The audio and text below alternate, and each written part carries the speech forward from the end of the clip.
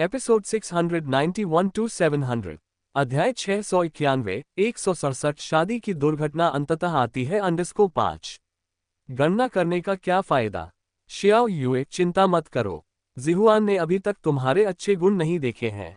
एक बार देख लेगा तो तुम्हें जरूर पसंद करेगा। निंग किंगहुआन ने धीरे से उसके हाथ पर थपथपाया। उसकी त्वचा इतनी कोमल थी कि निंग किंगहुआन का ध्यान कुछ पल के लिए भटक गया, लेकिन वह ये नहीं भूला कि उसे निंग जिहुआन के लिए तैयार किया जा रहा था। हुआंग यू ने शर्माते हुए अपना सिर नीचे कर लिया और लापरवाही से अपना हाथ पीछे खींचने का नाटक किया। ठीक है, बस करो।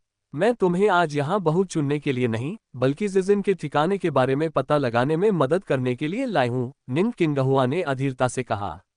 अगर जिहुआन मुझे नहीं बताएगी तो मैं क्या करूँ? तुम जानती हो कि मेरे उस बेटे पर मेरा कोई नियंत्रण नहीं है।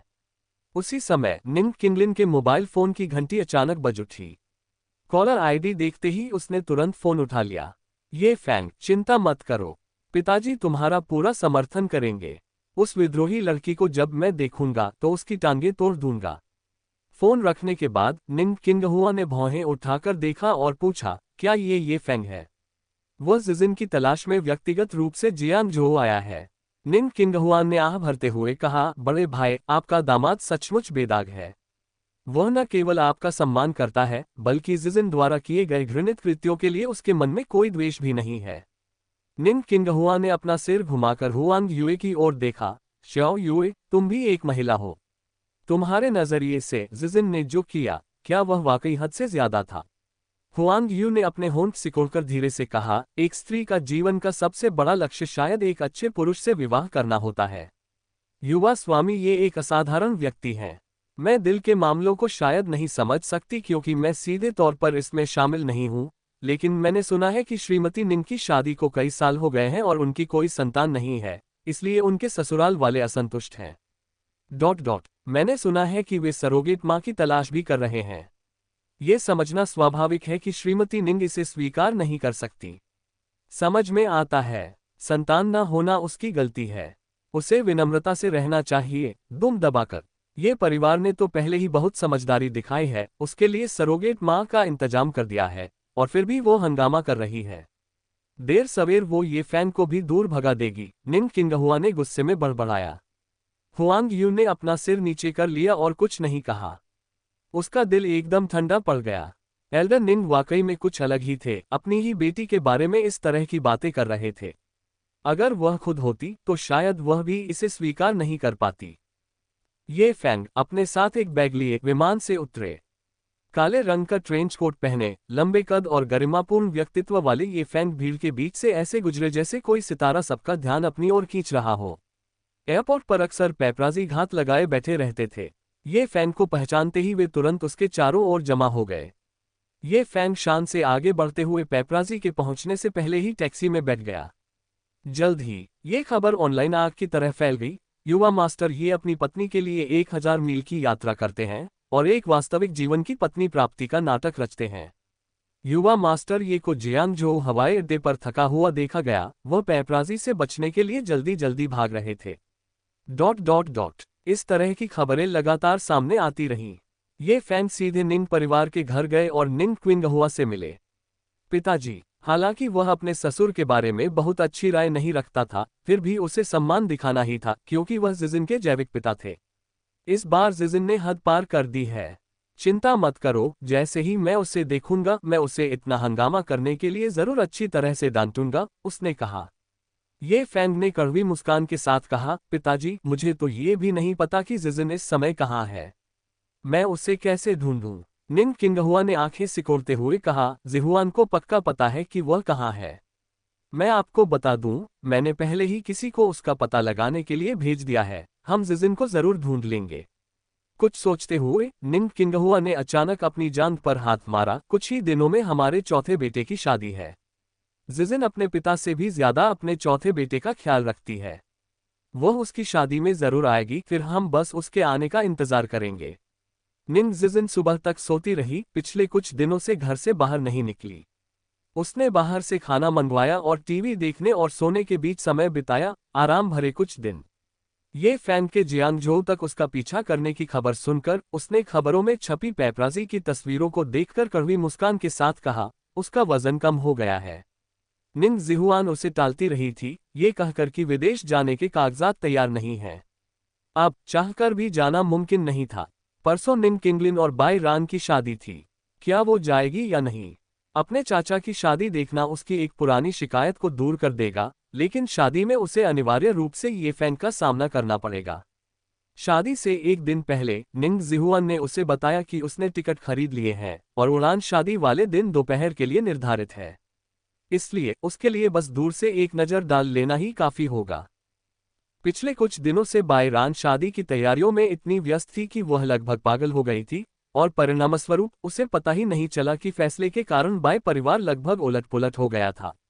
वह इतनी व्यस्त थी कि उसके पास बाई परिवार से मिलने और उन्हें बाई जियांगजियांग के मामले में आए बदलाव के बारे में बताने का समय नहीं था। वह शादी के बाद तक इंतजार करना चाहती थी ताकि उन्हें बता सके कि जियान जुंजी की तरफ से भी कोई खबर आएगी, वरना गु चुनरोग सोचेगी कि वह उनके दुर्भाग्य पर खुश होने आए है। अध्याय 692 167 शादी में गड़बड़ी होना तय था अंडरस्कोर 6। बस यूं ही अपनी शादी से एक रात पहले वह आखिरकार थकान से चूर होकर अपने बिस्तर पर गिर पड़ी। शादी का जुलूस कल उनके वर्तमान निवास से शुरू होगा और फिर वे कार से अपने और निंग किंगलिन के विवाह कक्ष तक जाएंगी। दूरी बहुत अधिक नहीं थी, लेकिन भव्यता के लिए उन्होंने लंबा रास्ता चुना। शादी से 3 दिन पहले दूल्हा और दुल्हन को एक दूसरे से मिलने की इजाजत नहीं थी। 3 दिन तक इस बात को सहने के बाद शादी से एक शाम पहले दोनों उत्साहित और घबराए हुए थे और 1 घंटे से अधिक समय तक फोन पर बात करते रहे। अंततः उन्होंने अनिच्छा से फोन रख दिया। बाहर से दरवाजा थोड़ा सा खुला हुआ था और एक नन्हा सा प्यारा बच्चा अंदर झांका। बाई रान मुस्कुराए और उसे हाथ हिलाकर बोली, शी एर इधर आओ। बाई शी बिस्तर पर चढ़ गया और अपने आप ही बाई रान की बाहों में सिमट गया। बाई रान ने उसकी पीठ पर धीरे से थपथपाते हुए कहा, शी एर कल तुम्हारा एक नया नाम होगा। बाई शी ने अपनी साफ काली सफेद आंखों को झपकाया, क्या अब से मुझे निंग जिक्सी कहा जाएगा? बाई रान ने आश्चर्य से कहा, तुम्हें कैसे पता? बाई शी ने गुनगुनाते हुए कहा, मैंने आपको अंकल निंग से बात करते हुए सुना, लेकिन मैं जानबूझकर छुपकर नहीं सुन रही थी। बाई रान ने मुस्कुराते हुए उसके सिर पर थपथपाया और कहा, तुम तो बड़े शरारती लड़के हो। तो मुझे बताओ, क्या तुम्हें यह नया नाम पसंद है? बाई शी ने चोंच मारती मुर्गी की तरह सिर हिलाया, मुझे ये नाम पसंद है, ये बाई शी निंग जिक्सी से कहीं बेहतर लगता है। अब से यही मेरा नया नाम होगा। बाई रान ने अपनी बाहों में मौजूद मासूम और निर्मल चेहरे वाले बच्चे को देखा और उसे कसकर गले लगा लिया। न सिर्फ तुम्हें एक नया नाम मिलेगा, बल्कि तुम्हें एक पापा और एक घर भी मिलेगा। हम निश्चित रूप से साथ में खुश रहेंगे। क्या अंकल निंग मेरे पापा बनेंगे? बाई शी की पलकें फड़फड़ा उठीं। क्या तुम्हें अंकल निंग का तुम्हारे पिता होना पसंद नहीं है? बाई शी ने थोड़ा मुंह बनाते हुए कहा, मुझे नहीं पता, मैं चाहती भी हूं कि अंकल निंग मेरे पापा बने और नहीं भी। ऐसा क्यों? बाई शी ने अपने होंठ सिकोड़ते हुए धीमी आवाज में कहा, मम्मी उसे पसंद करती है, इसलिए मैं भी उसे पसंद करती हूँ, लेकिन अगर वह मेरे पापा बन गए तो क्या होगा अगर शी एर के असली पापा कभी वापस आ जाएं? तब क्या होगा? बच्चे के भोले भाले चेहरे को देखकर बाई रान अचानक अवाक रह गई। उसका दिल असहनीय दर्द से भर गया था और वह खुद को रोक नहीं पाए और झुककर उसे गले लगा लिया। ऐसा नहीं होगा, तुम्हारे पापा हमेशा एक ही रहेगा। धीरे धीरे बाई शी सो गई। अपनी बाहों में लिपटे उस प्यारे से नन्हे चेहरे को देखते हुए वह झुकी और उसके माथे पर चुंबन किया। शीर, मम्मी तुम्हें खुश करने की पूरी कोशिश करेगी। कल सुबह 5 बजे मेकअप टीम उसके बाल बनाने आएगी। कल के बारे में सोचते हुए बाई रान ने अपनी आंखें बंद कर ली, होठों पर एक प्यारी सी मुस्कान लिए उसने बच्ची को अपनी बाहों में भर लिया और गहरी नींद में सो गई। वह एक शानदार धूप वाला दिन था जिसमें अनगिनत बादल और लहराती नीली लहरें थीं। तूफान के बाद हाल ही में तापमान में थोड़ी गिरावट आई थी। पिछले कुछ दिन ठंडे रहे और हवा में हल्की ठंडक का एहसास था। तापमान बिल्कुल सही था। युन या एक छोटी सफेद औपचारिक पोशाक में और युन मियाओ एक छोटे सफेद सूट में, वे सचमुच किसी पेंटिंग से निकली हुई प्रतीत हो रही थीं। नाश्ते के समय जब युन या ने आज बाई रान की शादी की खबर का जिक्र किया तो चाचीली स्पष्ट रूप से आश्चर्यचकित रह गईं। मिस बाई, क्या उनकी आज शादी है? ये खबर सुनकर आंटी ली थोड़ी हैरान रह गईं, क्योंकि युनशेन से तलाक हुए उन्हें अभी 1 महीना भी नहीं हुआ था। इतनी जल्दी शादी की खबर सुनकर उन्हें बहुत आश्चर्य हुआ। हाँ, मैंने सुना है कि वह आदमी उसका पूर्व प्रेमी है जो इतने सालों से उसका इंतजार कर रहा था। आंटी बाई कितनी भाग्यशाली है कि उन्हें इतना प्यारा आदमी मिला है। वे भविष्य में जरूर खुश रहेंगे, यूनिया ने बेपरवाही से कहा। आंटी ली ने पूछा, उस आदमी की हालत कैसी है? मैंने सुना है कि वह विदेश में पढ़ाई करने वाला एक विश्वविद्यालय प्रोफेसर है, लंबा और आकर्षक है। खास बात यह है कि वह आंटी बाई से कुछ साल छोटा है और इतने सालों से अविवाहित है, उनका इंतजार कर रहा है। एक विश्वविद्यालय के प्रोफेसर, स्थिर और ज्ञानी, ऐसा व्यक्ति सबसे अधिक देखभाल करने वाला और उससे भी बढ़कर ईमानदार होगा। किसने सोचा होगा कि बायरान, जिसे यून शेन और यून शू तथा यून परिवार के कई नौकर चाकर, जिनमें वह खुद भी शामिल थी और जिसकी बायरान के बारे में अच्छी राय नहीं थी, तलाक के तुरंत बाद किसी बेहतर इंसान से शादी कर लेगी। इसका मूल कारण था समर्पण, एक अटूट वफादारी जो आज के अशांत समाज में बहुत कम देखने को मिलती है। ये सचमुच तुलना आनंद की दुश्मन है का एक उदाहरण था। वैसे अगर पिताजी आज वापस आ जाएं, तो कृपया उन्हें बता देना कि मैं आंटी बाई की शादी में गई थी, और अगर कोई बात हो तो मुझे फोन कर देना। बाई रान की शादी में यून शेन को निमंत्रण भेजने का कोई इरादा नहीं था। यून शेन हाल ही में बेहद व्यस्त थे और यून निया ने उन्हें कई दिनों से नहीं देखा था। वह ये देखने के लिए बहुत उत्सुक थी कि बाई रान की शादी की खबर सुनकर यून शेन के चेहरे पर क्या भाव होंगे। फिर वह मन ही मन हंसने लगी। उन दोनों के बीच भावनात्मक रूप से कोई ठोस संबंध नहीं था, हालांकि उनकी शादी को 10 साल हो गए थे, लेकिन वे शायद अजनबियों से भी कम एक दूसरे को जानते थे। अध्याय 693, 167 शादी की दुर्घटना अंततः आती है 7। होटल जाते समय कार में बैठी यूनिया को किन डू का फोन आया।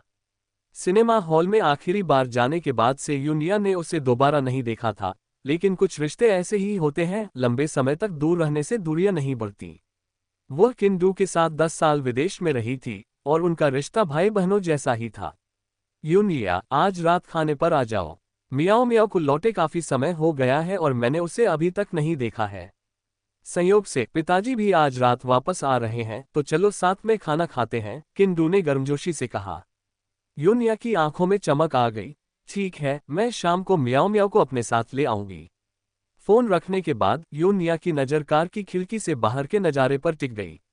ऐसा लग रहा था कि अंकल किन जाल को जल्दी से बंद करना चाहते थे, इस समय उससे मिलना चाहते थे, क्या वह अपनी सगी बेटी की राय जानना चाहते थे। यूनिया को कुछ सूझा और उसने जीदी को फोन किया। जीदी अकेली रहती थी और जीवन में थोड़ा अकेलापन होना स्वाभाविक था, इसलिए उसने योगा क्लास में दाखिला ले लिया था। 40 के करीब पहुंचते हुए भी हाल ही में उसकी कमर पतली हो गई थी और उसका फिगर काफी सुधर गया था, जिससे उसका आत्मविश्वास भी काफी बढ़ गया था। आंटी डाई, क्या आप आज रात कुछ कर रही हैं? कुछ नहीं, क्या बात है मिस?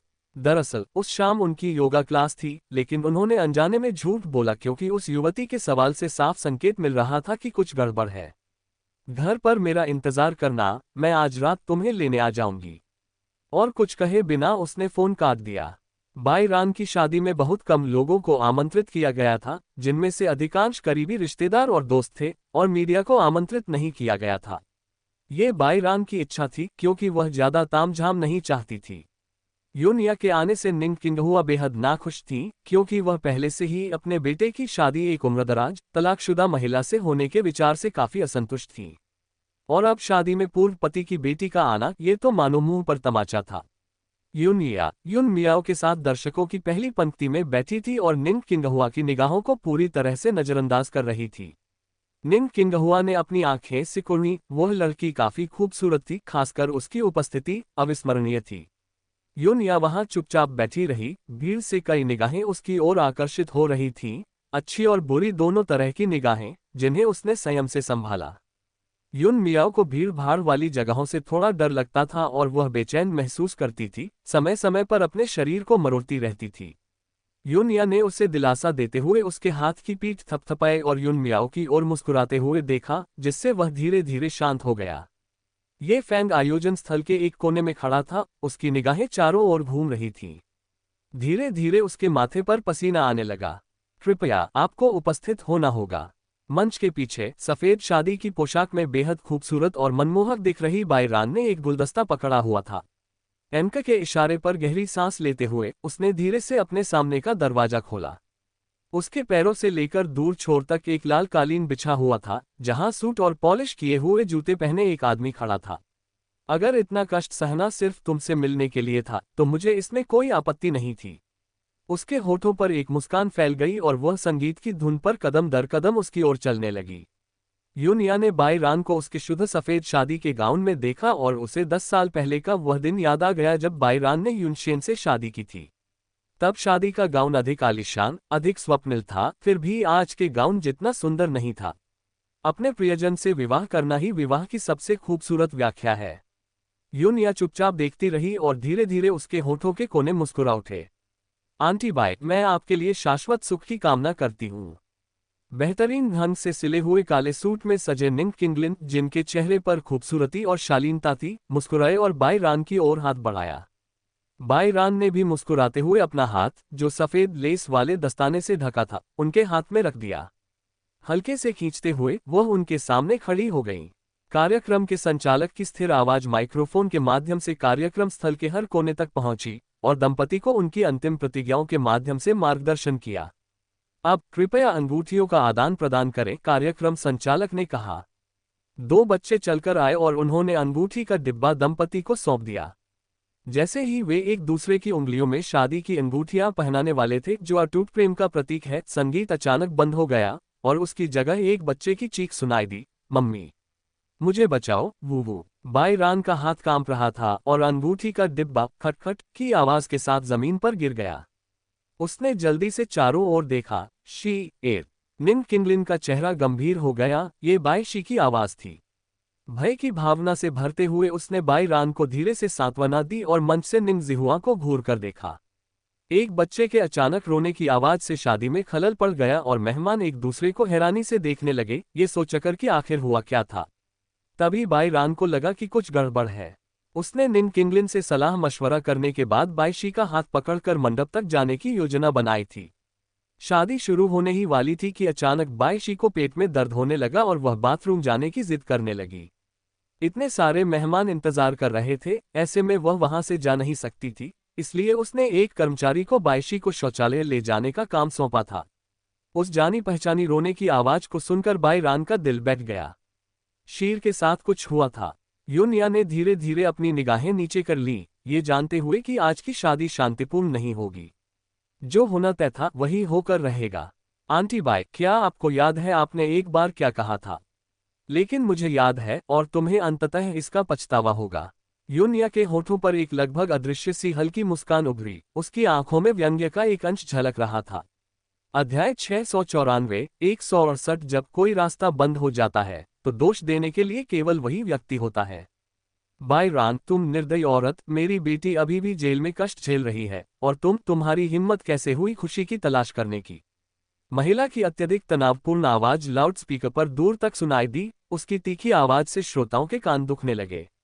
बाई रान की पुतलियां फैल गईं और वह अविश्वास से घूरने लगी। भाभी, मुझे भाभी मत कहो, मेरी तुम्हारे जैसी कोई बहन नहीं है, नीच। अगर तुम मेरी शियांग को नहीं बचाती हो तो ठीक है, तुम फिर कभी अपने बेटे को न देख पाओ। अगर तुमने शी एर को नुकसान पहुंचाने की हिम्मत की तो मैं तुम्हें कभी नहीं छोड़ूंगी। बाई रान चिल्लाई, उसकी आंखें घबराहट से लाल हो गईं। घबराओ मत, निंग किंगलिन ने धीरे से कहा और अपने होठों को कसकर दबाकर उसकी पीठ थपथपाई। बाई शी ही उसकी जिंदगी थी। अगर गू चुनरोग ने बाई शी को जरा भी नुकसान पहुंचाने की हिम्मत की तो वही ये सुनिश्चित कर देगी कि उसकी मौत बेहद दर्दनाक हो। मम्मी, वू, मम्मी मुझे बचाओ, मम। बच्चे की मदद के लिए पुकार अचानक दबी हुई कराहों में बदल गई, क्योंकि किसी ने उसका मुंह और नाक ढक दिया था। इस परिचित आवाज को सुनकर बाई रान का दिल दर्द से छलनी हो गया और वह खुद को रोक नहीं पाए और फूट फूट कर रोने लगी। जाया। उसकी निगाहें अनजाने में मंच के नीचे बैठे दर्शकों पर पड़ीं। पहली पंक्ति में बैठी एक शांत और सुंदर लड़की पर उनकी निगाहें टिकी और गहरी, चमकदार आंखों ने चुपचाप उसकी आंखों से आंखें मिलाईं। उस निगाह में एक गहरी घृणा झलक रही थी। बाई रान एक कदम पीछे हट गई, उसका चेहरा पल भर में कागज की तरह पीला पड़ गया। उसे अचानक यूनिया की कुछ देर पहले कही हुई बात याद आ गई। उसने कहा था कि उसे हर बात का पछतावा होगा और सचमुच उसकी हर भविष्यवाणी सच हो गई थी। अब वह पछतावे से नीली पड़ गई थी। बाई शियांग की स्थिति ऐसी थी कि शादी से पहले ही उस पर निंग परिवार का बहुत बड़ा कर्ज था। उसने गू चुनरोव को सूचना देने में बस कुछ कदम देर कर दी थी, और अब उसके बेटे का अपहरण हो गया था, और यह सब सिर्फ इसलिए हुआ क्योंकि उसने गू चुनरोव की बेटी को नहीं बचाया था। बाई रान को अचानक ये सब बहुत विडंबनापूर्ण लगा। क्या उसने बाई परिवार से सारे संबंध नहीं तोड़ लिए थे? क्या उसने उनसे फिर कभी कोई वास्ता न रखने की कसम नहीं खाई थी?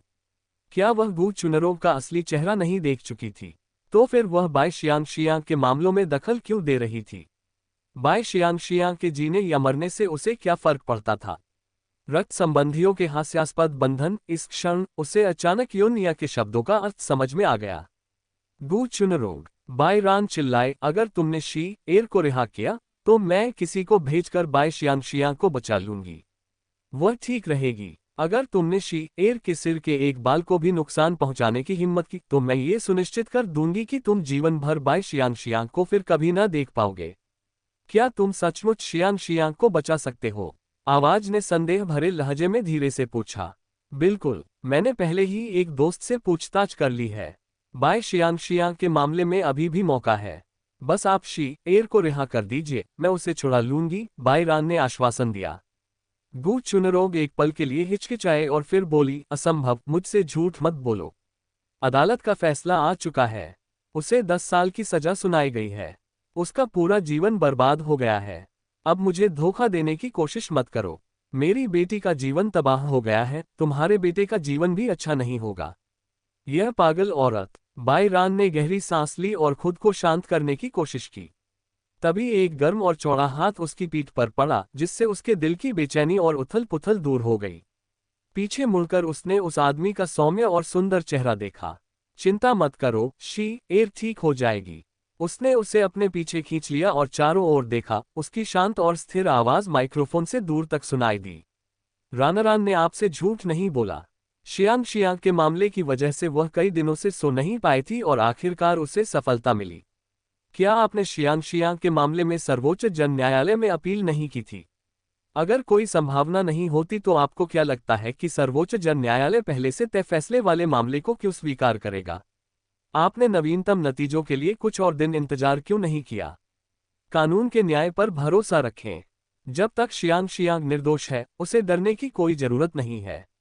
गू चुनरोव इतना लंबा इंतजार नहीं कर सकती थी। वह पहले फैसले से बहुत डर गई थी।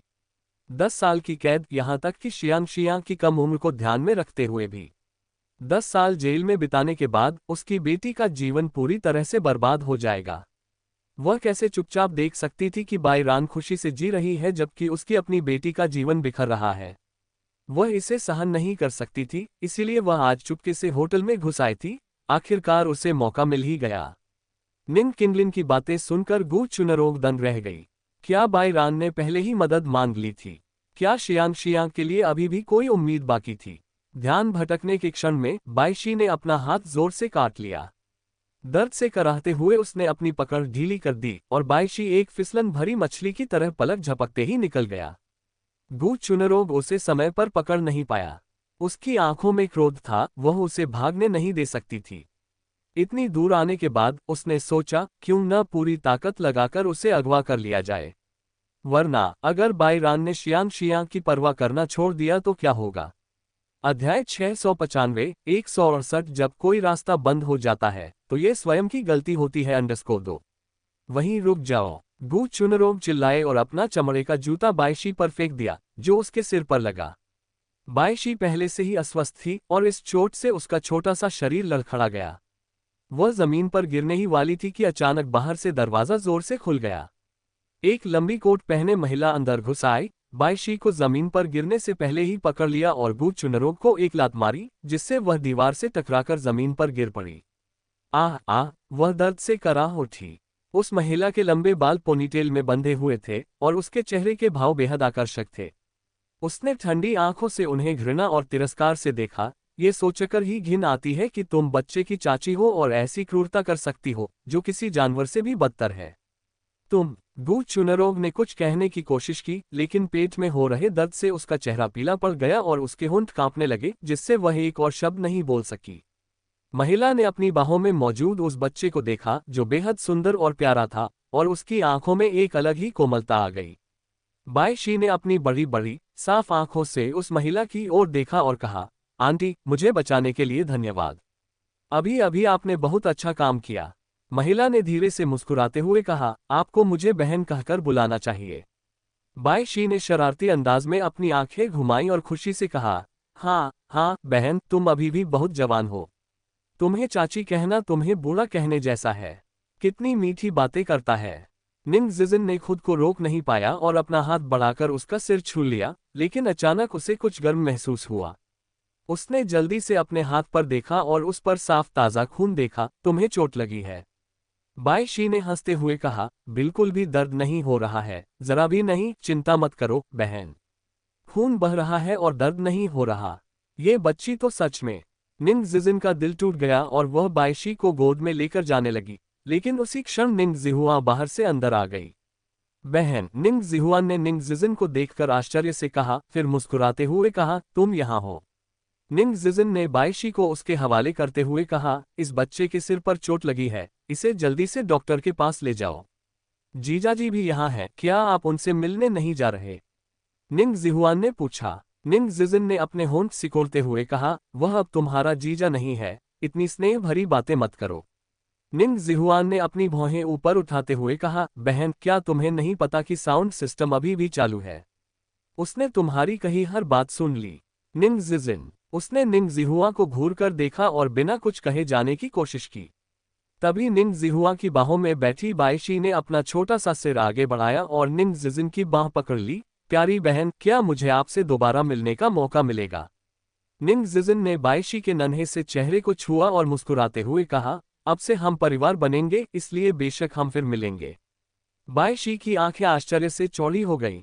ओह हाँ, जिहुआन भाई आपको बहन कहते हैं, तो आप भी मेरी बहन हैं। बहन, मैं आपको एक राज बताती हूँ, मेरा एक नया नाम है, मैं निंग जिक्सी हूँ, बिल्कुल जिहुआन भाई के नाम की तरह। हम असली भाई बहन लगते हैं, है ना? आपका नाम क्या है, बहन? बच्चे की मुस्कान इतनी मासूम और पवित्र थी। निंग जिजिन की निगाहें थोड़ी भावुक हो गईं और उन्होंने मुस्कुराते हुए कहा, किंग किंग जिजिन, मेरे दिल में गहरी तड़प है, मेरा नाम जिजिन है, निंग जिजिन। बाई शी ने अपने छोटे हाथों से ताली बजाई, तो आप जिजिन बहन हैं। मैंने जिहुआन भाई को आपके बारे में बात करते सुना है, उन्होंने कहा कि आप कमाल की हैं, शेरनी जैसी। अचानक निंग जिहुआन ने अपना मुंह ढक लिया और अपनी आंखों से इशारा किया, ये छोटा बदमाश तो बड़ी चुगलखोरी कर रहा था। निंग जिजिन हंसे बिना नहीं रह सकी, जिहुआन, क्या मैं शेरनी हूँ? हम। निंग जिहुआन हंसते हुए बोला, बच्चे कितनी अजीब बातें कहते हैं, बहन, इसे दिल पर मत लो। बोलते बोलते उसका आत्मविश्वास कम हो गया और उसने अपनी निगाहें झुका ली और उस शरारती व्यक्ति को घूरने लगा। बाई शी ने उसे जीभ चिढ़ा दी। वह छोटा बदमाश मार खाने को तैयार है। जिक्सी, बाद में तुम्हारे साथ खेलने का समय मिलेगा, लेकिन अभी नहीं। मुझे जाना होगा, बाय बाय। इतना कहकर वह मुड़ी और तेजी से कमरे से बाहर चली गई। निंग जिहुआन ने बाई शी के सिर पर लगे घाव को देखा, जो वाकई में था। उसने अपने पीछे जमीन पर लेटी महिला पर एक नजर डाली, साउंड सिस्टम बंद किया और ठंडे स्वर में कहा, कोई है? बाहर से काले कपड़े पहने एक व्यक्ति अंदर आया। इस व्यक्ति को घसीट कर ले जाओ, इसे फिलहाल बंद रखो, शादी के बाद इससे निपटो, उसने आदेश दिया। जी हाँ, काले कपड़ों वाले व्यक्ति ने जवाब दिया और गू चुनरोग को उठाने के लिए आगे बढ़ा। जीवन भर लाड़ प्यार में पली बड़ी गू चुनरोग ने ऐसा बर्ताव पहले कभी नहीं देखा था। उसे उठाते ही वह चीख पड़ी, मुझे मत छुओ। लेकिन काले वस्त्र पहने उस शख्स को उसकी भावनाओं की कोई परवाह नहीं थी।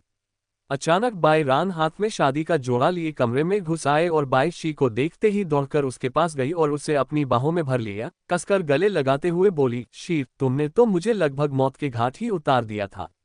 निंग किंगलिन उनके पीछे पीछे आया और माँ और बच्चे दोनों को अपनी बाहों में भर लिया, साथ ही धीरे से आह भरी।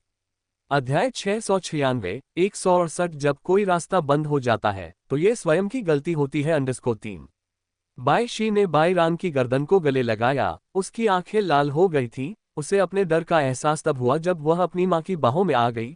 उसने अपने होंठ सिकोड़े और चुपचाप आंसू बहाते हुए कहा, मम्मी। निंग जिहुआन ने बगल से कहा, चौथी चाची, सिर पर हल्की सी चोट के अलावा शी एर बिल्कुल ठीक है, चिंता मत करो। बाई रान ने बाई शी के सिर पर खून बहता हुआ घाव देखा और उसका दिल बुरी तरह दुख से भर गया, इतना कि उसे गू चुनरोग को जान से मारने का मन कर रहा था। उसने बाई शी को निंग किंगलिन के हवाले किया। फिर सिर घुमाकर काले कपड़ों में पुरुषों द्वारा पकड़ी गई गू चुनरों की ओर देखा, उसके पास गई और धड़ाम से उसके चेहरे पर एक थप्पड़ मार दिया।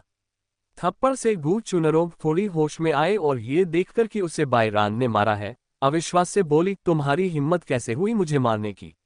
बाईरान ने ताना मारते हुए कहा, मैं तो तुम्हें ही मारूंगी गू चुनरों।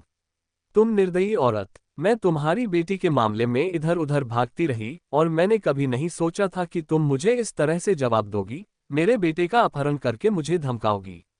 तुम वाकई बहुत क्रूर हो। चूंकि तुम निर्दयी हो तो मुझे भी निर्दयी होने के लिए दोष मत देना। बाय शियांग शियांग, जेल में सड़ने के लिए तैयार रहो। आज तुम पर मेरे बेटे के अपहरण का शक है, यह मत सोचना कि तुम बच जाओगी। मैंने पुलिस को बुला लिया है, तुम बस कानूनी सजा का इंतजार करो। तभी गू चुनरों को देर से समझ आया कि क्या हो रहा है। बाई रान को जाते हुए देखकर वह जल्दी से चिल्लाए, रान रान, मुझे पता है मैंने गलती की है। बुरी आत्माओं के वश में होकर मैंने ऐसे अमानवीय काम किए। कृपया मुझे माफ कर दो। अगर तुम शियांग शियांग को बचा सकती हो तो मैं अभी जेल जाने को तैयार हूँ। गू चुनरोंग निस्संदेह एक अच्छी माँ थी, लेकिन उसे शी एयर का इस्तेमाल करके उसे धमकाना नहीं चाहिए था। यह ऐसी बात थी जिसे बाई रान कभी बर्दाश्त नहीं कर सकती थी। वह भी एक माँ थी, वह गू चुनरोंग को समझती थी, लेकिन इसका मतलब यह नहीं था कि उसे माफ कर देना चाहिए। युनया सही थी, अब वह नर्म दिल नहीं रह सकती थी। इस तरह के खून के रिश्ते से दूर रहना ही बेहतर था। बाई रान को अब गू चुनरोंग के चिल्लाने की परवाह नहीं थी और वह निंग किंगलिन के साथ चली गई। निंग जिहुआन अपने हाथों को जेब में डाले खड़ा रहा। उसने व्यंग्यपूर्ण ढंग से अपने होठों को घुमाते हुए गू चुनरोंग की ओर देखा और धीरे धीरे बाहर चला गया। निंग किंगहुआ शुरू से ही बाई रान से नाखुश था। उसके मायके से एक भी व्यक्ति नहीं आया था और अब वह मुसीबत खड़ी कर रही थी, जो बिल्कुल अविश्वसनीय था। अब वह बाई रान से पूरी तरह असंतुष्ट था। उसका ये छोटा भाई दिखने में सुंदर और प्रतिभाशाली था। ऐसी औरत से शादी तो कोई गधे की लात ही मार सकता है, और ऊपर से उसके साथ एक बच्चा भी हो। चाहे असंतुष्टि हो या न हो, शादी तो होनी ही थी। युनया ने देखा कि बाई रान और निंग किंगलिन, जिनके बीच में पट्टी बंदी बाईशी चल रही थी, वापस अंदर आईं। उस नन्हे से चेहरे पर खिली प्यारी सी मुस्कान ने सबका दिल पिघला दिया। निंग जिहुआन उसके बगल में बैठ गया, अपना सिर घुमाया और मुस्कुराते हुए उससे पूछा, क्या तुम चिंतित हो? युनया ने मंच पर दोनों को अंगूठियों का आदान प्रदान करते हुए देखकर अपना सिर हिलाया और होठों को सिकोड़ते हुए कहा, प्रोफेसर निंग और आंटी बाई खुश होंगे, है ना? निंग जिहुआन ने अपनी भौहें चढ़ाते हुए कहा, बेशक। मेरे चौथे चाचा हजारों में एक बार मिलने वाले सौभाग्य हैं। चौथी चाची का उनसे विवाह करना 8 जन्मों का सौभाग्य है। जाहिर है, हम निंग परिवार के सभी लोग दिल से बेहद रोमांटिक हैं। शायद आपको मेरे बारे में भी सोचना चाहिए। उनका लहजा आधा मजाकिया और आधा गंभीर था। उनकी आंखों में आशा झलक रही थी जब उन्होंने युनया की ओर देखा। क्या तुम्हें अपनी बातों पर शर्म नहीं आ रही? थोड़ी देर पहले से ही तुम्हारे चाचा और पिताजी की निगाहें बीच बीच में मेरी तरफ घूम रही हैं, जिनके बहुत स्पष्ट निहितार्थ हैं। निंग जिहुआन ने अपना सिर घुमाया और तिरछे पीछे बैठी निंग किंगहुआ और निंग किंगहुआन पर नजर डाली, जिनकी निगाहें चाकू की तरह तेज थीं। अगर नजरें जान ले सकती तो अब तक उन दोनों के शरीर में छेद हो चुके होते। निंग किंगहुआ कांपते हुए बोली, कितनी ठंड है? निंग जिहुआन ने ठंडे लहजे में कहा, वे दोनों विचित्र लोग अपवाद हैं, मैं उनके जैसी नहीं हूं। कहावत है, एक अजगर अजगर को जन्म देता है, एक फीनिक्स फीनिक्स को, और चूहे का बच्चा बिल खो देता है। तुम अपने पिता के खून और मांस हो। मुझे पूरा यकीन है कि तुमने अपने पिता के कुछ गुण विरासत में पाए हैं। युनया ने लापरवाही से कहा। निंग जिहुआ का चेहरा गंभीर हो गया, मैं अपने पिता जैसा नहीं हूं, आपको मुझे एक मौका देना चाहिए। माफ कीजिए, मेरा पहले से ही एक बॉयफ्रेंड है। उसका इनकार बहुत ही स्पष्ट और सीधा था। निंग जिहुआन ने गुस्से से कहा, हमेशा वही बहाना, इसे सुनकर थक गई हूं। वैसे भी उसकी शादी नहीं हुई थी, तो बॉयफ्रेंड का क्या? अगर वह शादीशुदा भी होती तो भी उसे कोई फर्क नहीं पड़ता, उसे परवाह ही नहीं थी। युनया ने बिना कोई प्रतिक्रिया दिए मुस्कुरा दिया। जिहुआन बहुत भोला था, खासकर दिल के मामलों में। जब वह किसी को पसंद करता था तो सीधे सीधे कह देता था। उसने अपने पिछले जन्म में 100 से भी ज्यादा बार उससे कहा था कि वह उसे पाना चाहता है, लेकिन हर बार उसे अस्वीकृति मिली, फिर भी उसने हार नहीं मानी। भविष्य में जब वह किसी ऐसी लड़की से मिलेगा जिसे वह सचमुच पसंद करता है, तो वह समझ जाएगा कि उसके प्रति उसकी भावनाएं केवल पसंद की नहीं, बल्कि एक शुद्ध लगाव मात्र हैं। निंग जिजिन ने अपने कोट को कसकर लपेटा और तेजी से होटल से बाहर निकल गई। जिन जिन, अचानक उसके पीछे से एक जानी पहचानी आवाज आई। निंग जिजिन एक पल के लिए रुकी और अगले ही पल वह तेजी से आगे बढ़ गई। अध्याय 697 168। जब कोई रास्ता बंद हो जाए तो दोष देने के लिए केवल स्वयं ही जिम्मेदार होते हैं। _4 निंग जिजिन, यहीं रुक जाओ। वह आदमी कुछ ही कदमों में उसके पास पहुंच गया। उसकी बाह पर उसकी पकड़ मजबूत थी और उसने उसे अपनी ओर मुड़ने के लिए मजबूर करते हुए कहा, तुम क्यों भाग रही हो? छोड़ दो। निंग जिजिन ने उसका हाथ झटक दिया और पीछे हट गई। उसकी नजरें अपने पैरों की उंगलियों पर टिक गईं। ये फैंग, आखिर तुम क्या चाहते हो? मुझे तो आपसे यही पूछना चाहिए, आखिर आप चाहते क्या है? मैं तलाक चाहती हूँ, मैं तुम्हें छोड़ना चाहती हूँ, क्या तुम मानोगे?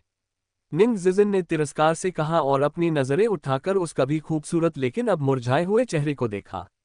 उसका दिल बुरी तरह दुख रहा था, लेकिन उसके चेहरे पर कोई भाव नहीं था। वह हमेशा की तरह ठंडी थी। तमाशा करना बंद करो प्लीज। ये फैंग ने उसे गले लगाने की कोशिश की, लेकिन निंग जिजिन ने उसे धक्का देकर दूर कर दिया। कौन तमाशा कर रहा है? ये फैंग, इंटरनेट पर लोग मेरी बदनामी कर रहे हैं, तुम्हें तो ये सब करने में मजा आ रहा है। मैं तुम्हें बता रही हूँ, मैं अपने पहले प्यार को नहीं भूल सकती। मैं उसके पास वापस जाना चाहती हूँ। मैं तुमसे, तुम्हारी माँ से, तुम्हारे इस घिनौने परिवार से तंग आ चुकी हूँ। अगर तुम मुझसे सच में प्यार करते हो तो मुझे जाने दो। ये सब कहने के बाद निंग जिजिन की लगभग सारी ताकत खत्म हो गई थी। फिर भी उसने खुद को टूटने से बचाने के लिए जी जान से संघर्ष किया। क्या तुम्हें सच में लगता है कि मैं तुम्हारी बात मान लूंगा? जिन जिन, तुम न तो खुद को समझती हो और न ही मुझे। ये फैंग पास आया और जबरदस्ती उसे अपनी बाहों में भर लिया। निंग जिनजिन ने छूटने की कोशिश की, लेकिन ये फैंग की बाहें और कस गईं। हिलो मत, बस थोड़ी देर के लिए मुझे तुम्हें पकड़े रहने दो। क्या तुम्हें पता है कि पिछले कुछ दिनों में मैंने तुम्हें कितना याद किया है? निंग जिजिन ने संघर्ष करना बंद कर दिया। आलिंगन बहुत परिचित और गर्मजोशी भरा था। ऐसा लग रहा था मानो उसकी बाहों में छिपने से वह हर तूफान से सुरक्षित हो जाएगी। लेकिन वह जानती थी कि इस गर्माहट के पीछे एक क्रूर और निर्मम वास्तविकता छिपी है, और खुद को धोखा देना उसे और भी नीचे खींच लेगा। ये फैंग, हमारे बीच सबसे बड़ी समस्या संतानहीनता है।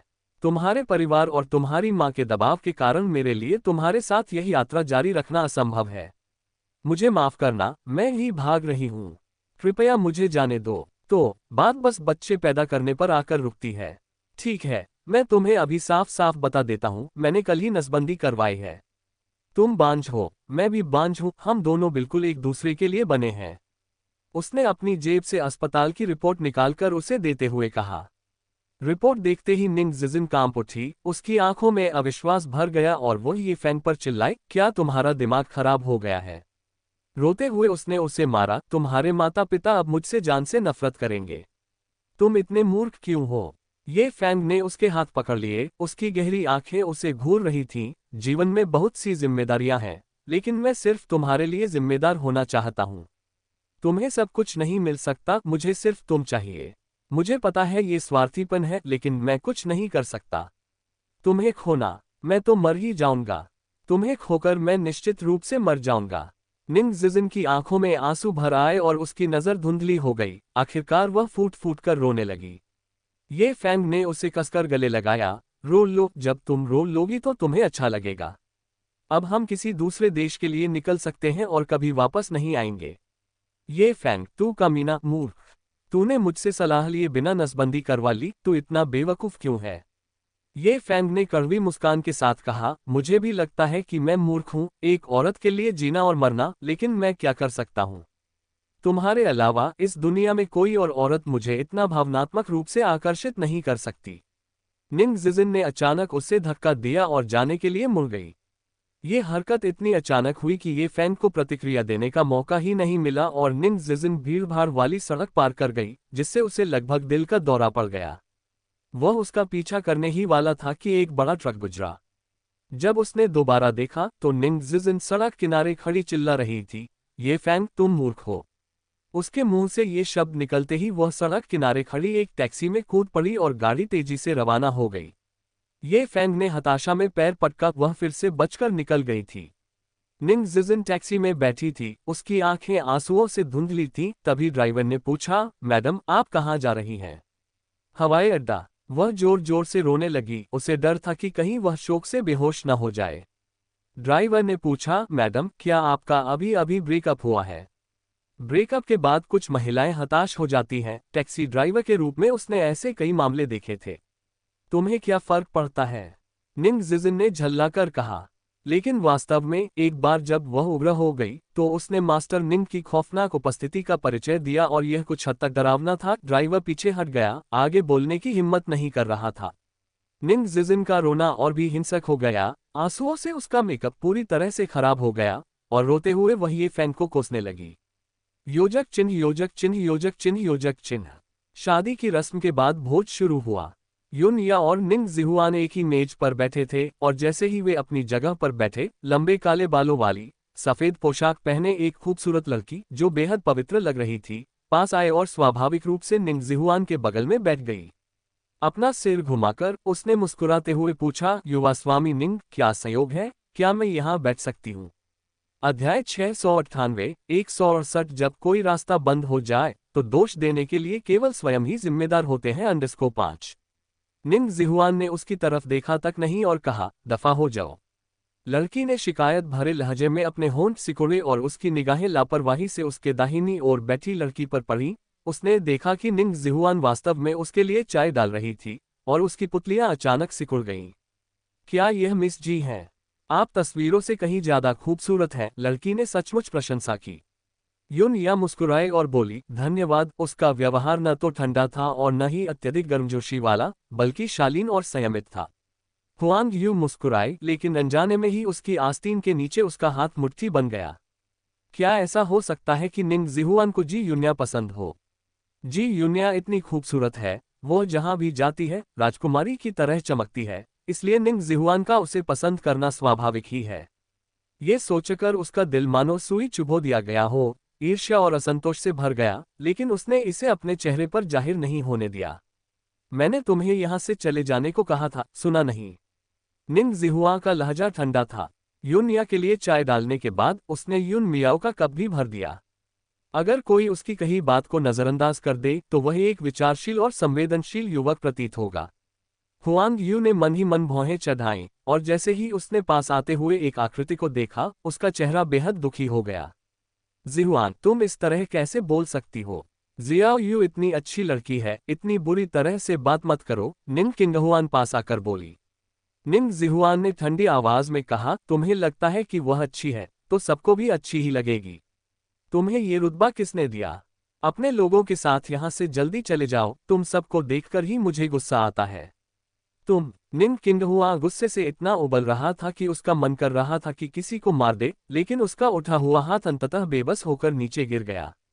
उसके पास इस बेटे को मारने की हिम्मत नहीं थी। उसकी निगाहें निंग जिहुआ के बगल में बैठी शांत और सुंदर लड़की पर टिक गईं, उसकी आंखें थोड़ी सिकुड़ गईं। इस हलचल को देखते ही निंग जिहुआ की आंखों में जानलेवा इरादे की एक झलक दिखाई दी। निंग किंगहुआ की ओर उसकी उदासीन नजर में एक स्पष्ट चेतावनी थी, जिससे निंग किंगहुआ अचानक कांप उठा और उसके सारे फिजूल के विचार पल भर में गायब हो गए। ये बेटा मानो स्वर्ग से बदला लेने के लिए भेजा गया था, लेकिन वह अपने बेटे के सामने कायस साबित हुआ और तुरंत मुड़कर जाने लगा। हुआंग यू को निंग किंगहुआ के इतने निकम्मे होने की उम्मीद नहीं थी। निंग जिहुआ उसके छल में बिल्कुल नहीं फंसी, जिससे वह बेहद निराश महसूस कर रही थी। अचानक निंग जिहुआन खड़ी हुई और उसने हुआंग यू की कुर्सी पर लात मारी। वह जमीन पर गिर पड़ी, उसकी स्कर्ट इरादे से ज्यादा दिख गई और कई पुरुषों की निगाहें उस पर टिक गईं। हुआंग यू को ऐसा लग रहा था जैसे वह मर जाना चाहती हो। उठते समय उसने अपनी स्कर्ट को ढांक लिया, उसके पैर अभी पूरी तरह स्थिर नहीं थे। तभी उसने निंग जिहुआन को शांति से वापस बैठते हुए देखा और कहा, मैं सिर्फ एक बार ही कुछ कहती हूँ, अगर दोबारा न दिखूं तो दफा हो जाओ। अपने होठों को काटते हुए हुआंग यू ने अपना चेहरा ढांक लिया और घबराकर भाग गई। बाकी लोग ये सब देखते रहे, एक दूसरे को इशारे करते रहे, लेकिन किसी ने कुछ कहने की हिम्मत नहीं की। निंग जिहुआ की निर्ममता और दुस्साहस जगजाहिर था, यहाँ तक कि निंग जिजिन से भी कहीं अधिक। महिलाओं के साथ नरमी से पेश आना तो आता ही नहीं, युन या ने आह भरी। निंग जिहुआन ने उपहास उड़ाते हुए कहा, क्या वह इसकी हकदार है? बोलने के बाद उसने यूनिया की ओर मुड़कर कहा, वो बूढ़ा आदमी, मैं वापस जाकर उसे अपाहिज कर दूंगा। उसकी आवाज में घृणा भरी हुई थी। वो तुम्हारे पापा हैं, यूनिया ने उदासीनता से कहा। वह कभी नहीं बदलता, उसे सबक सिखाने की जरूरत है। यूनिया ने कोई स्पष्ट जवाब नहीं दिया। जिहुआ के स्वभाव में एक जंगलीपन था, जैसे कोई भेड़िया स्वभाव से ही उग्र होता है, लेकिन साथ ही वह भेड़िए की तरह ही रक्षा करने वाला भी था। जिन्हें वह बचाने का फैसला करता, उनकी रक्षा वह हर संभव तरीके से करता, लेकिन जिन्हें वह दुश्मन समझता, उन पर वह अपनी पूरी ताकत से प्रहार करता। एक मनमोहक विरोधाभास। युन मियाओ ने चुपके से यूनिया की आस्तीन खींची, उसे शौचालय जाने की जरूरत थी। यूनिया ने मुस्कुराते हुए कहा, मैं तुम्हें ले जाऊंगी। निंग जिहुआन खड़ी हो गई, मुझे उसे ले जाना चाहिए, तुम यहीं रहो और अपने भोजन का आनंद लो। क्या तुम्हें डर है कि मैं तुम्हारे भाई को खो दूंगी? लेकिन युन मियाओ स्वतः ही यूनिया के पीछे खड़ी हो गई, जिससे ये स्पष्ट हो गया कि यूनिया के अलावा कोई और नहीं चलेगा। निंग जिहुआन ने चुपके से अपनी आंखें घुमाईं। उसका भाई यूनिया कितना नासमझ था, वो बड़ा कैसे हो गया। कोई बात नहीं, मियाओ मियाओ अजनबियों के साथ सहज महसूस नहीं करती। इतना कहकर उसने युन मियाओ का हाथ पकड़ा और एक वेटर के मार्गदर्शन में शौचालय की ओर चल पड़ा। युन या पुरुषों के शौचालय के बाहर इंतजार कर रही थी। उसने युन मियाओ को अकेले अंदर जाते हुए देखा, फिर उसने अपना फोन निकाल कर देखा। मिस जी वाकई आकर्षक हैं, आपकी मां से भी कहीं ज्यादा उत्कृष्ट। पीछे से एक घटिया आवाज आई। यूनिया ने अपनी आंखें सिकुड़ी, फोन को अपने बैग में रखा, पीछे मुड़ी और मुस्कुराते हुए बोली, अंकल निंग, आप कैसे हैं? उसके सामने खड़ा 50-60 वर्ष का व्यक्ति, जिसने ग्रे रंग का सूट पहना हुआ था, उसके चेहरे की सुंदरता में जवानी की झलक अभी भी बरकरार थी। हालांकि अब वह बूढ़ा हो चुका था, फिर भी वह एक आकर्षक चाचा जैसा लग रहा था, बशर्ते उसकी कामुक आंखों को नजरअंदाज कर दिया जाए। इस समय वे आंखें यूनिया के चेहरे पर वासना भरी निगाहों से घूम रही थीं, जिसे देखना बेहद असहज था। अध्याय 699 168। जब कोई रास्ता बंद हो जाए तो दोष देने के लिए केवल स्वयं ही जिम्मेदार होते हैं। अंडरस्कोर 6। यूनिया ने मुट्ठी भींच ली और चारों ओर नजर घुमाई। अगर इस आदमी ने उसे छूने की हिम्मत की तो वह उसकी हिम्मत को सबक सिखाएगी। इसमें कोई हैरानी की बात नहीं कि मेरा भतीजा तुम पर इतना मोहित है। तुम्हारी खूबसूरती वाकई बेमिसाल है। तुम सचमुच बहुत सुंदर हो। उस आदमी ने यूनिया की ओर बढ़ते हुए कहा और उसके कंधे की ओर हाथ बढ़ाया। यूनिया की आंखें सिकुड़ गईं और एक झटके में उसने उसके अनुचित स्पर्श से खुद को बचा लिया। उसकी आवाज में निर्मम ठंडक थी। श्रीमान निंग, कृपया गरिमा के साथ व्यवहार करें। उसने उसे अंकल नहीं कहा, उसने सीधे मिस्टर कहकर संबोधित किया। इस नीच आदमी की हिम्मत कैसे हुई उस पर गलत नजर डालने की, वो भी बिना किसी लिहाज के। इस आदमी में जरा भी शर्म नहीं थी। मैं संभल कर रहूं? किस बात का संभल कर रहूं? तुम्हारी उस लपलपती कमर का तो चाचा जी ही ध्यान रख सकते हैं, वो निंग जिहुआ से कहीं बेहतर संभालेंगे। एक लात उसकी पीठ पर पड़ी और निंग किंगहुआ अचानक आगे की ओर गिर पड़ा। यूनिया ने जैसे ही वार से बचने की कोशिश की, निंग किंगहुआ का सिर दीवार से टकरा गया और दर्द से चीख उठा, आउच आउच। निंग जिहुआन ने यूनिया को अपने पीछे खींच लिया और उसे सिर से पैर तक जांचा। यूनिया ने सिर हिलाकर कहा, मैं ठीक हूं। निंग जिहुआन ने दांत पीसते हुए कहा, मुझे माफ कर दो। इतना कहकर वह निंग किंगहुआ पर झपटा और उसे नीचे गिरा दिया। उसके मुंह के उस पर बेतहाशा बरसने लगे। तुम मौत को न्योता दे रहे हो। इसके बाद निंग किंगहुआ की दर्द भरी चीखें सुनाई दी। मैं तुम्हारा बड़ा चाचा हूं। अभी रुक जाओ। भले ही तुम स्वर्ग के राजा पिता होते, इससे कोई फर्क नहीं पड़ता। निंग जिहुआन जितना इसके बारे में सोचता उतना ही क्रोधित होता जाता। निंग किंगहुआ और निंग किंगहुआन सचमुच सच्चे भाई थे, दोनों ही घिनौने और नीच थे। उनके अतीत के भोग विलास के अवशेष एक बात थी, लेकिन अब यूनिया को निशाना बनाना निंग जिहुआन बर्दाश्त नहीं कर सकता था। इसके बाद निंग किंगहुआ की चीखें लगातार सुनाई देती रहीं। यूनिया ने ठंडेपन से देखा, उसके होठों पर हल्की सी मुस्कान थी। निंग किंगहुआ निंग जिहुआ की मार सहन करने के लिए बहुत बूढ़ा हो चुका था और जल्द ही बेहोश हो गया। फिर भी संतुष्ट न होकर निंग जिहुआ ने उसे कई बार और लात मारी। बस इंतजार करो, मैं तुम्हें तब तक नहीं छोड़ूंगा जब तक तुम मर न जाओ। इस बार निंग जिहुआन सचमुच गुस्से से आग बबूला था। अगर उसने सतर्क होकर मामले की निगरानी न की होती तो यूनिया को सचमुच उस बूढ़े बदमाश द्वारा परेशान किया जा सकता था और यह असहनीय होता।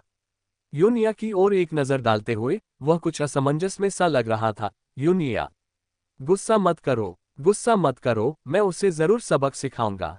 वो तुम्हारे बड़े चाचा हैं और बहन जिजिन के जैविक पिता हैं। अब तुम क्या कर सकती हो? यूनिया ने हंसते हुए पूछा।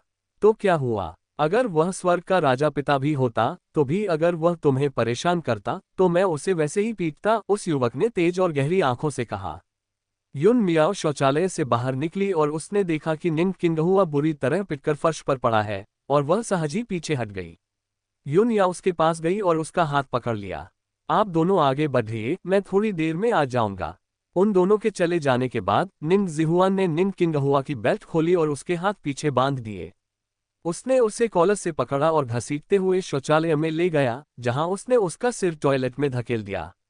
निंग किंगहुआ पानी में डूबने लगा, उसके हाथ पैर छटपटाने लगे, लेकिन निंग जिहुआन ने उसके अंगों को तब तक कसकर पकड़े रखा जब तक कि उसकी सांस लगभग रुक नहीं गई। फिर उसने उसका सिर पानी से बाहर निकाला। जैसे ही उसने सांस ली, निंग किंगहुआ ने जोर से हौंफना शुरू कर दिया। चाचा जी, इस बार आपने हद पार कर दी, निंग जिहुआन ने उसके कान में फुसफुसाया। उसकी आवाज देखने में तो कोमल लग रही थी, लेकिन उसमें एक बर्फीली ठंडक छिपी थी जिससे निंग किंगहुआ कांप उठा। जिहुआन, तुम क्या कर रहे हो? मैं तुम्हारा चाचा हूं। निंग जिहुआ के होठों पर एक ठंडी मुस्कान फैल गई। उसे अपने सगे पिता की भी परवाह नहीं थी, तो ये चाचा उसके लिए क्या थे? यही सोचकर उसने निंग किंगहुआ के बाल पकड़े और एक बार फिर अपना सिर पानी में डुबो दिया। शौचालय का पानी उसके मुंह में जाते ही गड़गड़ाने लगा। अपना मुंह अच्छे से धो लो। अगर तुम दोबारा बाहर आकर लोगों को परेशान करोगे तो मामला इतना आसान नहीं होगा। निंग जिहुआन ने चेतावनी देते हुए अपनी पकड़ ढीली की, अपनी जेब से एक टिश्यू निकालकर अपने हाथों को अच्छी तरह पोंछा, टिश्यू को निंग किंगहुआ की ओर फेंका और चला गया। भोज में वापस आकर वह यूनिया के साथ ऐसे बातें और हंसी मजाक करता रहा जैसे कुछ हुआ ही न हो। यूनिया ने मानो हाल की घटना को जानबूझकर भुला दिया था और उसमें कोई नाराजगी नहीं दिख रही थी। हालांकि वह अब भी कुछ हद तक प्रभावित थी, लेकिन वह कभी भी दूसरों को अपनी भावनाएं नहीं दिखाती थी।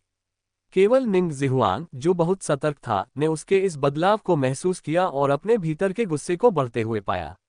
शादी का भोज समाप्त होने और अधिकांश मेहमानों के चले जाने के बाद यूनिया जाने ही वाली थी कि बायरान, जो अब चमकीले लाल रंग की कढ़ाई वाली चोंगसिम पहने हुए थी, उसके पास आए और बोली, यूनिया। उसके चेहरे पर मिश्रित भाव थे। मैं तुमसे बात करना चाहती हूँ। यूनिया ने युन मियाओ के हाथ पर तसल्ली से थपथपाया और निंग जिहुआ को उसकी देखभाल करने का जिम्मा सौंपकर बायरान के पीछे पीछे ऊपर के कमरे में चला गया। ये बायरान का ड्रेसिंग और आराम करने का कमरा था, जहां फर्श पर तरह तरह की चीजें बिखरी पड़ी थीं, जिससे कमरा पूरी तरह अव्यवस्थित था। अध्याय 700 जब कोई रास्ता बंद हो जाए तो दोष देने के लिए केवल स्वयं ही जिम्मेदार होते हैं। अंडरस्को 7। मुझे खेद है कि आज आपको ऐसा तमाशा देखना पड़ा, उसने गहरी आह भरते हुए कहा। यूनिया ने व्यंग्यात्मक मुस्कान के साथ कहा, आंटी बाय, आप आज सचमुच बहुत खूबसूरत लग रही थीं। वह चमकीली लाल चोंगसिम आपके सारे बेहतरीन फीचर्स को और भी निखार रही थी। बाय रान उससे किसी और बात पर चर्चा कर रही थी, तभी यूनिया ने अचानक अपनी पोशाक का जिक्र किया। बाय रान यूनिया की बात पूरी तरह समझ नहीं पाए। यूनिया, तुम सही कह रही हो, कुछ लोग दयालुता से शांत नहीं होते। आज मुझे ये सबक अच्छी तरह से समझ आ गया। सौभाग्य से शी-एर ठीक है, बाय रान ने कहा। वह अभी भी इस विचार से थोड़ी डरी हुई थी और मन ही मन बू चुनरों से घृणा करती थी। अपने बेटे के खून और आंसुओं से सीखे सबक वाकई बहुत गहरे होते हैं। यूनिया ने होंठ सिकोड़ते हुए उपहास किया। तो अब आगे क्या करने की योजना बना रही हो? बाय शियांग की बेगुनाही साबित करके मुझे जेल भेज दोगी? बाय रान का गला रुंध गया। यूनिया, मेरा मतलब वो नहीं था। जिस क्षण तुमने बाय शियांग को बचाने का फैसला किया, तुमने मुझे पहले ही एक मुश्किल स्थिति में डाल दिया। आखिरकार मेरा तुमसे कोई खून का रिश्ता नहीं है। अपनी भतीजी को बचाना तो स्वाभाविक ही है, यूनिया ने कहा। यूनिया, मेरा ऐसा कोई इरादा नहीं था। मेरे मन में तुम्हारे प्रति कोई द्वेष नहीं है।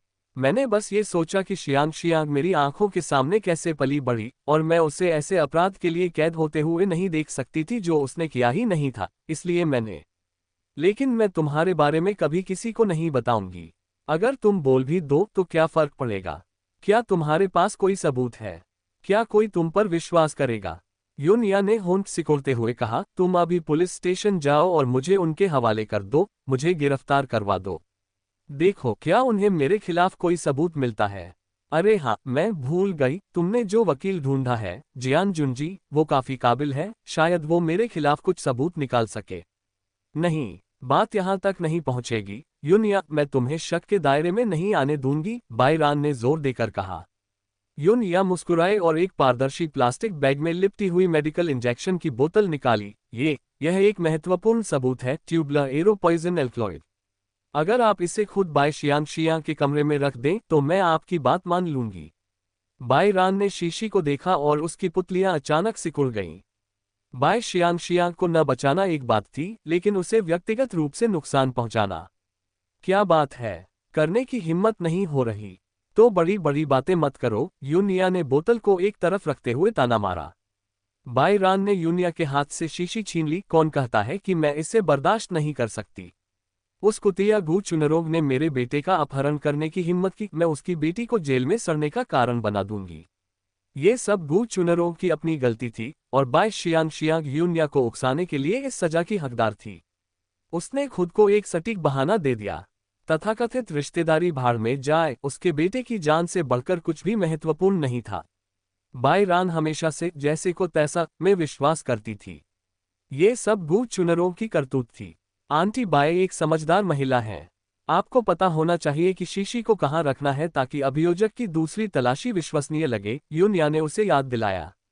बाय रान को अचानक अपने दिल में एक अजीब सी बेचैनी महसूस हुई और उसे लगा कि उसके हाथ में मौजूद शीशी बहुत गर्म हो गई है। यूनिया ने आगे बढ़कर बाय रान का कॉलर ठीक किया और बड़े ही कोमल भाव से बोली, बाय आंटी, जीवन में आपको कई लोगों से मिलना पड़ेगा। आपको ये जानना चाहिए कि कौन रक्षा के योग्य है, कौन आपकी दया का पात्र है और कौन इसके योग्य नहीं है, कौन इसके लायक नहीं है। ये लोग उस पानी की तरह हैं जो आपके पेशाब के साथ आपके शरीर से गंदगी को बाहर निकाल देता है। क्या आप कभी अपने पेशाब के प्रति भावुक होंगी? यह एक भद्दा उपमा था, लेकिन सटीक था। बाय आंटी, आज आपकी शादी का दिन है। मैं आपको परेशान नहीं करना चाहती। दुल्हन को खुश रहना चाहिए और आपको भविष्य में भी खुश रहना चाहिए। आपके पास अभी भी प्रोफेसर निंग और छोटा भाई शी हैं।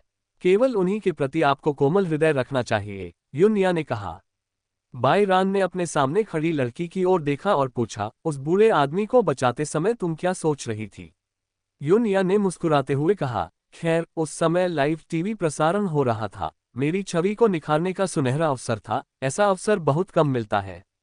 तुम झूठ बोल रही हो, बाय रान ने अपनी निगाहें उस पर टिकाते हुए कहा। मैंने वह वीडियो 100 बार से भी ज्यादा देखा है।